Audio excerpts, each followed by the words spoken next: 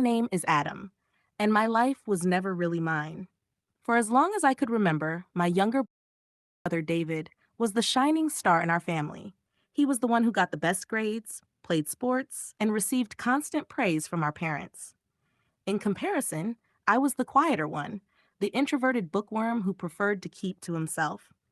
But it wasn't just the favoritism that made my life hell, it was David himself. Growing up, David had an uncanny ability to make my life miserable. From taunting me about my appearance to pulling dangerous pranks, he seemed to get a kick out of watching me suffer. I remember one time when he almost set my hair on fire with a lighter while we were playing in the backyard. When I cried out for help, our mother just brushed it off, saying we were just playing around. Even when I went to my father for help, he was never around enough to make a difference. Years passed, and it wasn't until my father finally witnessed one of David's outbursts that he stepped in. He saw firsthand how bad things had gotten.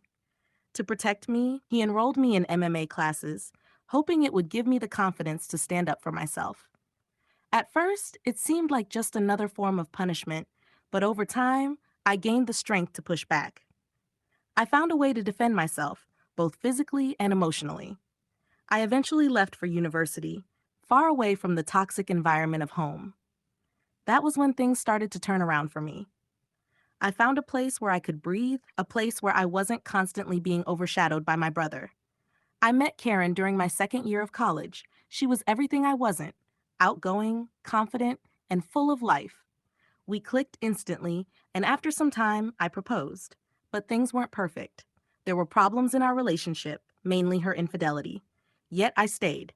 I loved her, and we were starting a family. Then came the moment that would shatter everything I thought I knew. One night, after coming home late from work, Karen confessed that she had been having an affair with someone. It took me a while to process her words, and then she dropped the bombshell.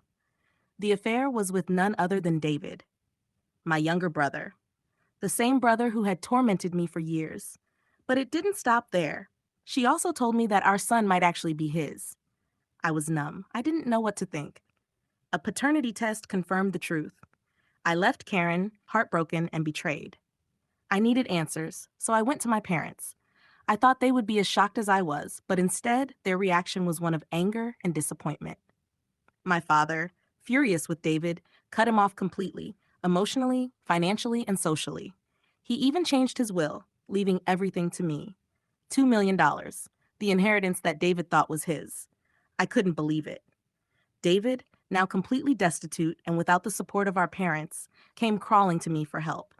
He called, texted, and even showed up at my door begging for mercy. He wanted me to help him get back on his feet, to forgive him for everything that had happened. But I couldn't. I couldn't forget the years of torment, the betrayal, and the pain he caused not just to me, but to my family. The situation got even more complicated when my mother, still protective of David, leaked the information about the will to him. This caused a rift between her and my father. They fought nonstop.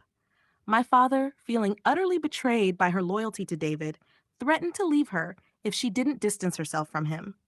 My mother had to choose between the two sons, and for once, she made the right decision.